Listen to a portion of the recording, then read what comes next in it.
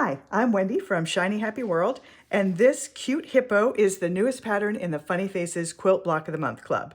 So when I say newest pattern, it is currently September 1st, 2023, and this is the pattern that all the club members, if you're already in the club, you should have already gotten an email with a link to download the pattern. If you join the club at any time in September 2023, this is the pattern that you're going to get instantly. If you're seeing this video and it is well past September 2023 and you're wanting to know where to get the pattern, just go to shinyhappyworld.com and look in the quilt pattern section and you will find this hippo there. So here's how to make it. Okay, let's put this hippo together. So this is the video showing how to assemble the pieces if you do have a Lightbox. So before I get into it, let me just show you my setup. I've got my Lightbox. I've got it on and turned all the way up as bright as it'll go. I have my placement guide, and then I have a clear silicone mat. Then I've got all of my pieces all cut out on the solid lines. For if you have a Lightbox, you can ignore all of the dotted lines except if you want to have the eyelashes on your hippo, and I'm not doing that on this one, but I am on a different one that I'll show you. But if you were going to stitch the eyelashes on this one, you would want to transfer those eyelash lines to the fabric side and do that by just putting it down on your Lightbox and letting the light shine through, and then you would just trace those lines onto the fabric side before you peel the paper away and lose that guideline. But for this one, I don't actually need to transfer any lines, so we are going to start with piece number 1. So on the Lightbox, if you're using the Lightbox, the numbers tell you what piece is what, but they also tell you in what order you're going to lay them down. So we are going to start with piece number 1, which is the shoulders.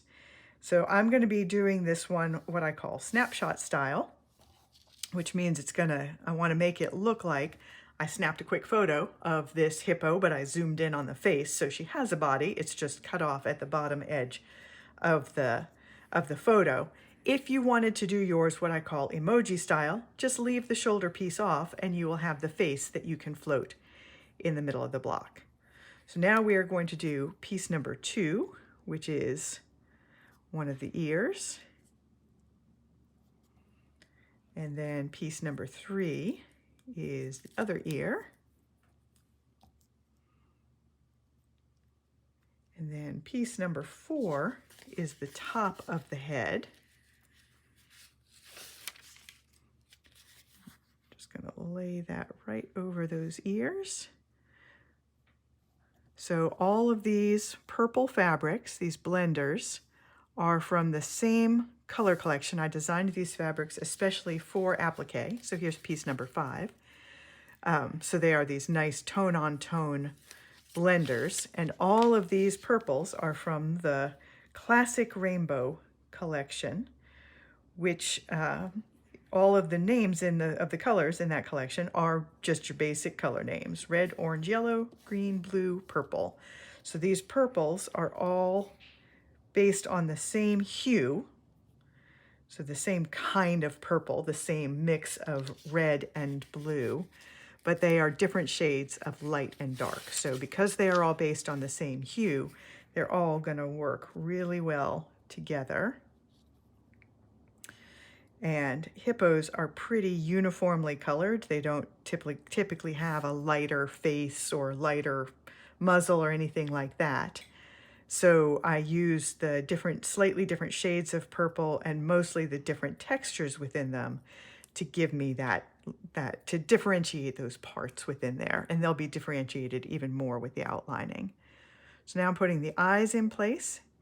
The eyes and nostrils are both ovals, and they're pretty similar, but they are slightly different size and shape. So the eyes are the same as each other, and the nostrils are the same as each other. And I can see where they go. If you're having trouble seeing the lines through the fabric piece that's already laying on there, just push it down enough so it's making physical contact with all of the layers below, and that will help those lines shine right through. And then 9 and 10 are the nostrils, the very last bits. Oops, and I just pushed that when I did that. All right, there's one nostril. And one more nostril.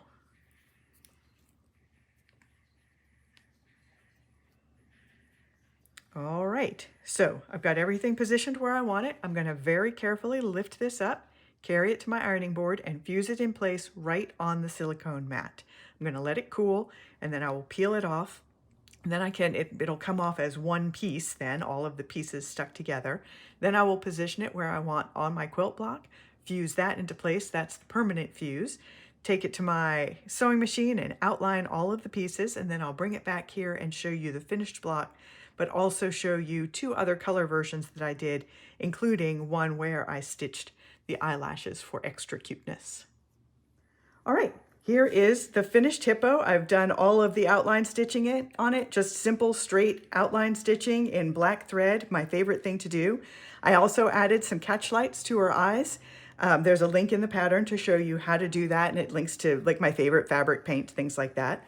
But I also wanted to show you a couple of other color versions that I did. So this one is the more realistically colored. These are all these shades of gray are elephant blenders from my collection, but I've got other more fun versions.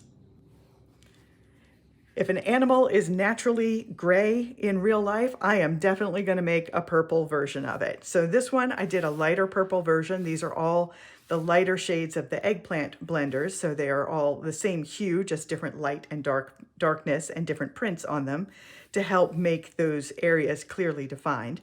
And this is also the version where I stitched the eyelashes. So there are eyelashes on the pattern. You can either stitch them or ignore them, totally up to you. And I did one more version. And this one is a much brighter purple. This is from the Classic Rainbow collection. So it is just bright, pure, saturated colors. Great purple. And then I did this on a kind of a grassy background. I saw lots of photos when I was doing my research of hippos standing in water that has grass in it. So it's in like a swampy, marshy kind of area. So that was my inspiration for that background.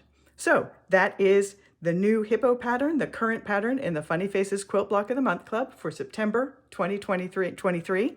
I'm Wendy from Shiny Happy World, and I'll see you next time.